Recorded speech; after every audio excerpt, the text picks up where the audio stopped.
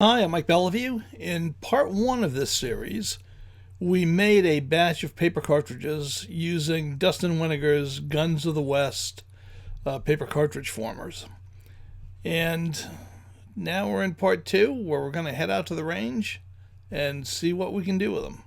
And today, we're going to be shooting my copy of a Remington Revolving Carbine. Now, this replica is made by Ubereti, and it's 44 caliber, and I've had it for about 20 years, so honestly I have no idea who I bought it from, but I'm sure most of the cap and ball suppliers have these. Now I did a video on this 5 or 6 years ago, but today I thought I'd do something a little bit different with it. I'm going to shoot it with conical bullets and paper cartridges, which I have not done.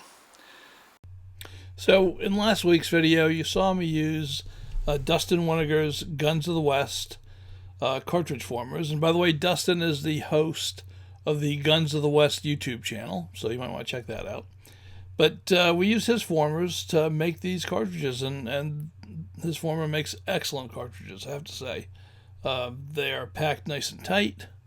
They've got great dimensions, and they work really well in the gun. So let's put them to the test. Okay, so now you've seen how those Guns of the West paper cartridges are made. So let's just show you how they're loaded, which really is not much to it. I'm going to put the Remington on half cock, right, so it turns freely. I'm going to take a paper cartridge. Right, so I got right here my sweaty little hands.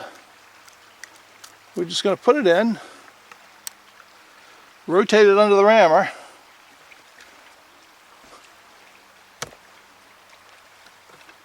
and load it up.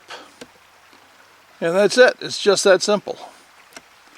Alright, so we're going to do that 5 more times, or 4 more times, load up 5, and then we'll be all set.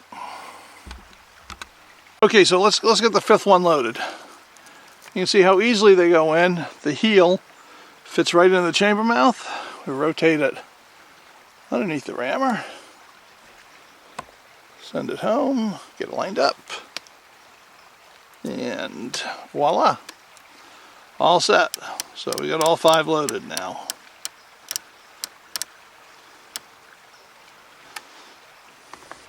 Okay, I'm going to cap this with Remington number 11 caps. Number 10 caps are better. They're getting a little bit scarce right now, but 11s, Remington number 11s will work. I've got a paper target set up 25 yards behind me. And the fact is, I've never shot this gun with conical bullets before. So I'd like to know where it's hitting. So we're going to put it on paper first and get the sights adjusted before we do any of the fun stuff. But just in case you're not familiar with revolving carbines, right, they are revolvers, so there's a barrel cylinder gap here. And when you fire, hot gases shoot out of the sides of that gap. Therefore, you do not want to hold it like a normal rifle like this, because those hot gases will cut your hand and your wrist up. What you want to do is keep everything behind the cylinder. And if you do that, everything is going to be fine. So let's put this on paper and see how it does.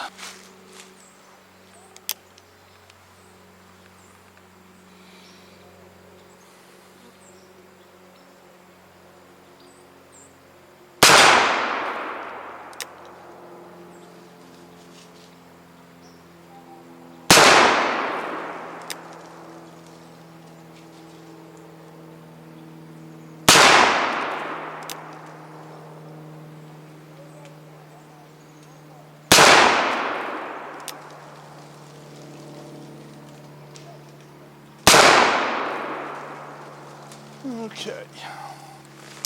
All right. From here, that looks pretty darn good. Let's go see how it is. Okay. Well, I mean, except for my bad shooting, I'm not too displeased with it. I fired 2 groups. The first group, I was over here a little bit to the right. So I adjusted the front sight, moved it over, and now I'm over here. I should have marked that one. That's part of the first group. So I got 4 right here, and I pulled 1. I could have fine-tuned it a little bit, but I'm just not going to bother. I'm just going to get on and do some shooting with this thing. So let's see what it'll do. Well, ever since our police got defunded, Evil Roy has been on a rampage. He's taken over Duelist Den, forced me out, and renamed it Roy's Retreat. So I'm back with the Uberti Remington Revolving Carbine loaded up with paper cartridges, and I'm going to take back what's mine.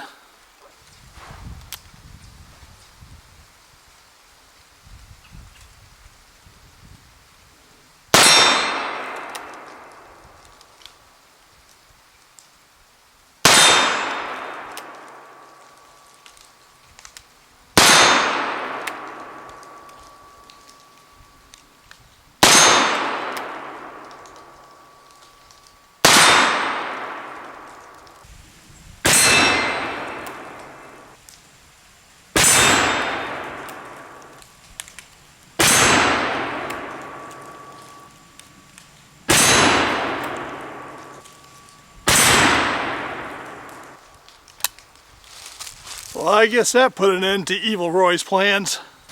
Well, the Remington revolving rifle came out in 1866, and it is probably the biggest marketing blunder ever made by an American company. In fact, since Remington has made some of the biggest marketing blunders ever made by American companies, making this really says something. Now, they had two real problems. One, it came out in 1866, and the market for firearms was absolutely glutted with surplus Civil War weapons. Right? So it was hard to sell a gun anyway. The second problem is, this came out as a percussion 6-shot repeater, a revolving rifle. Well, its competition was the Henry and later the 66 Winchester 14-shot 44 caliber rifle, and the Spencer, which was a 7-shot much more powerful lever action rifle. So Remington pretty quickly made most of these as cartridge conversions, 38 rimfire cartridge conversions, which was a pretty weak round. So now you had your choice between an underpowered, slow-to-load 6-shot repeater versus a more powerful, albeit slow-to-load, 14-shot repeater.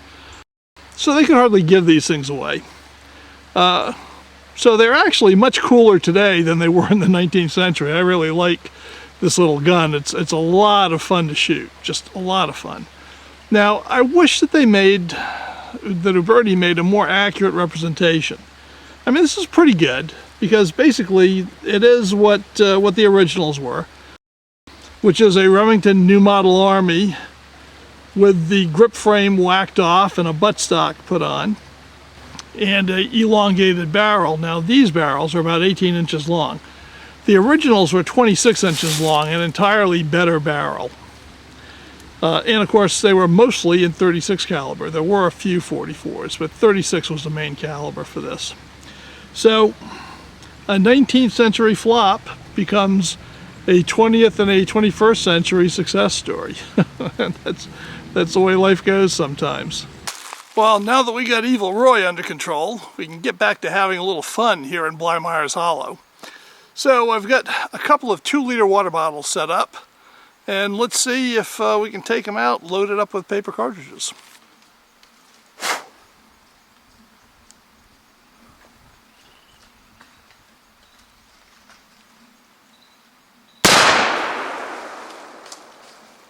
One down.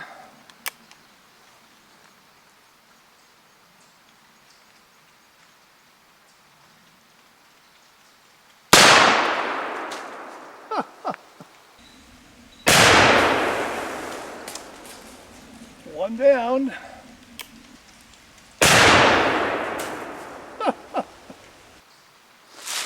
One down and one scared.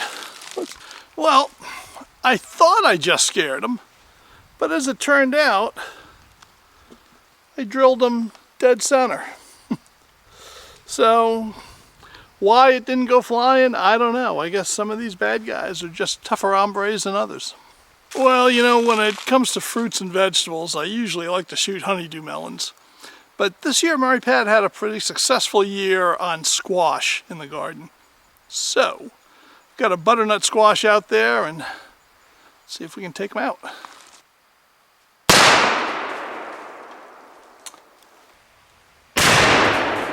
I'm getting good center hits, but boy, the impact these conical slugs are having is just not what I expected to be. Well, the famous German desperado, Hans Up, has got the drop on me. He's already got his gun in his hand, and I'm going to have to move fast if I want to get out of this one in one piece. So let's go take him on with the revolving carbine.